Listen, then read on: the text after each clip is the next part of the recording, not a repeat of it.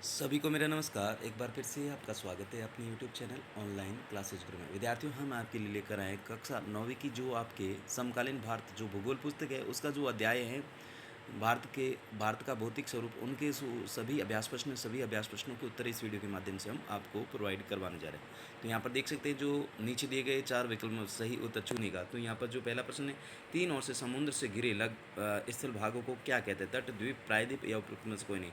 तो इसका उत्तर आप करेंगे प्रायद्वीप। नेक्स्ट देखिएगा, भारत के पूर्वी भाग में म्यांमार की सीमा बनाने वाली पर्वत श्रेणियों के सामूहिक रूप से क्या कहा जाता है? हिमाचल, उत्तराखंड, पूर्वांचल या उपरोक्त में से कोई नहीं। तो इसका उत्तर करेंगे पूर्वांचल। फिर नेक्स्ट देखिएगा, गोवा के दक्षिण में स्थित पश्चिम तटीय पट्टी को क्या कहा जाता है? कोरमंडल, कोंकण, कन्नड़ या उत्तरी सरकार? तो इसका उत्तर करेंगे कन्नड़। नेक्स्ट देखिएगा, नेक्स्ट यहाँ पर पूर्व घाट की सबसे ऊंची चोटी कौन सी है? अनामुंडई, कंचनजंगा, महेंद्रगिरी या काशी? तो इसका उत्तर करेंगे महेंद्रगिरी। नेक्स्ट देखिएगा, नेक्स्ट यहाँ पर जो 2 नंबर प्रश्न, निम्नलिखित प्रश्नों के संक्षिप्त उत्तर दीजिएगा।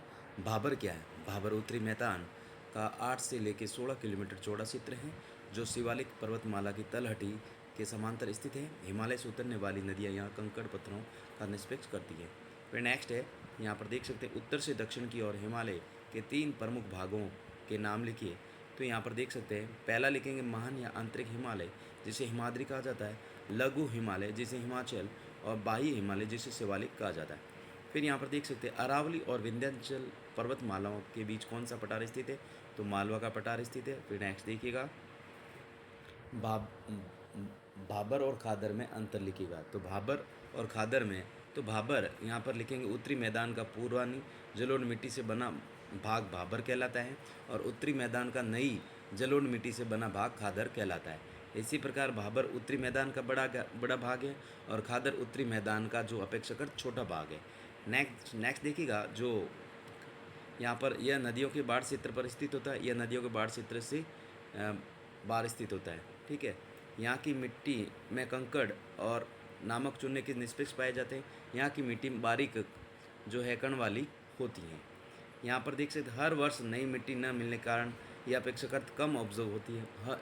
हर वर्ष नई जलोढ़ मिट्टी होने से यह अत्यंत उपजाऊ तथा सघन कृषि के लिए उपयुक्त होती है। नेक्स्ट देखिएगा, नेक्स्ट है पश्चिमी घाट तथा पूर्वी घाट में अंतर। तो पश्चिमी घाट आप देख सकते हैं, पश्चिम घाट दक्कन के पठार की पश्चिम सीमा बनाते और पूर्वी घाट दक्कन के पूरी सीमा बनाते। यहाँ पर देख सकते हैं यह अरब सागर के किनारे पश्चिम तट के समांतर, यह बंगाल की खाड़ी पूरी तट महानदी घाटी नीलगिरी के समान स्थित है। फिर यहाँ पर देख सकते हैं यह निरंतर अखंड पर्वत श्रेणियाँ हैं तथा केवल दरों घाटों से ही पार की जा सके। यह खंडित श्रेणियाँ जिन्हें बंगाल में गिरने वाली नदियाँ। तो जो यहाँ पर देख सकते हैं यह पूरी घाट से अधिक ऊंचे हैं, इनकी औसत ऊंचाई 900 से 1600 मीटर है।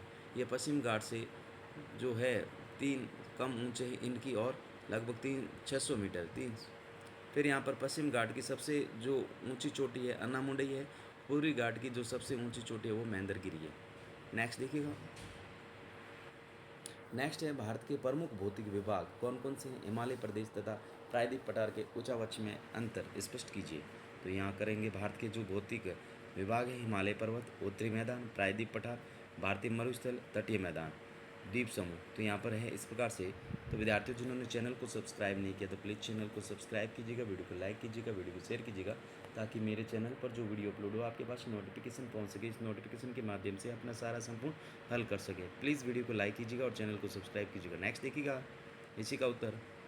तो विद्यार्थियों, हिमालय प्रदेश और प्रायद्वीप पठार। हिमालय प्रदेश हिमालय विश्व की सबसे नवीन स्थलाकृतियों में से है। प्रायद्वीप पठार जो है सबसे प्राचीन स्थलाकृति हैं। और यहाँ पर देख सकते हैं यहाँ ऊंची ऊंची नुकीली चोटियाँ तथा गहरी घाटियाँ, यहाँ गोलादार जो है ढालें और चौड़ी उथलाएँ। ठीक है, इसी प्रकार इसमें समांतर पर्वत श्रेणियाँ हिमाद्री, हिमाचल और शिवालिक, इसमें मालवा आदि अनेक पठार होते हैं। यह मुख्यतः औषधि चट्टानों से बना है, यह मुख्यतः आग्नेय या और कायंत्री चट्टानों से बना हुआ है। यह मीठे जल तथा वनों का प्रमुख स्रोत है।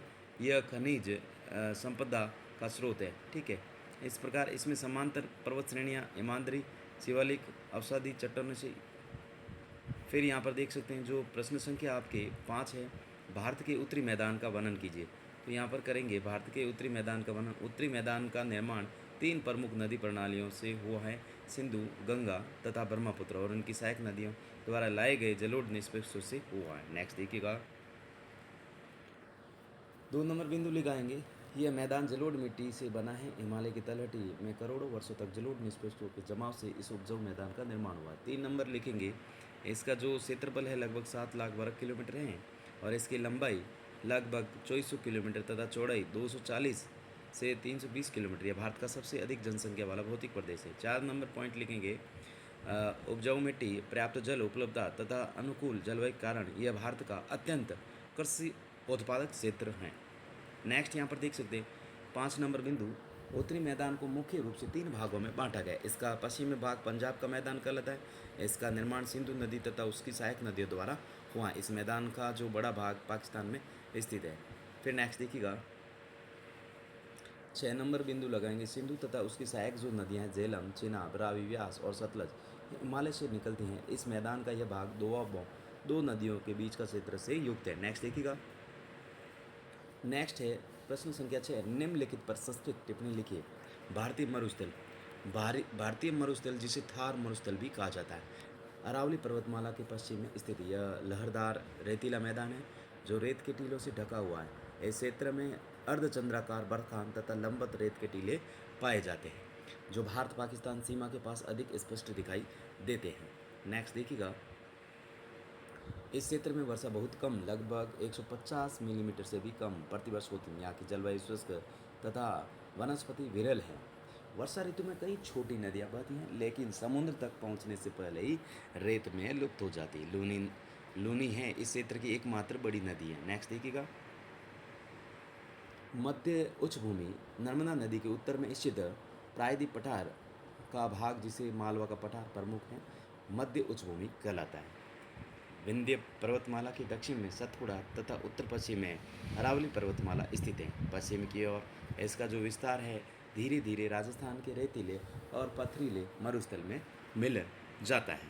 नेक्स्ट देखिएगा, इस क्षेत्र की जो प्रमुख नदियां हैं चंबल, सिंध, बेतवा और कैन, दक्षिण पश्चिम से उत्तर पूर्व की ओर बहती हैं, जिससे भूमि का ढाल है जो स्पष्ट होता है। यह उच्च भूमि पश्चिम में चौड़ी तथा पूर्व में संकरी है। इसके पूर्वी विस्तार को बुंदेलखंड और बघेलखंड कहा जाता है।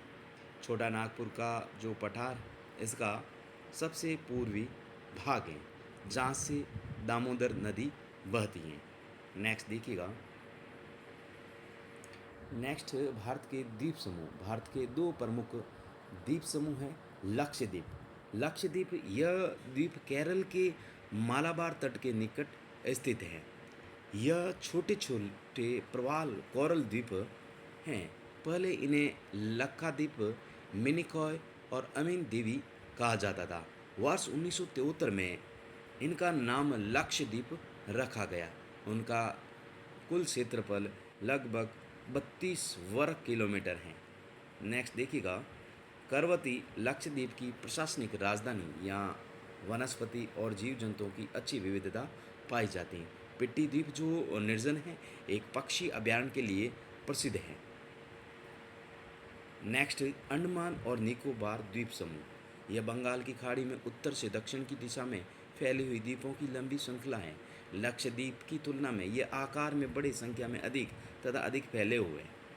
इन द्वीपों को 2 भागों में बांटा गया है।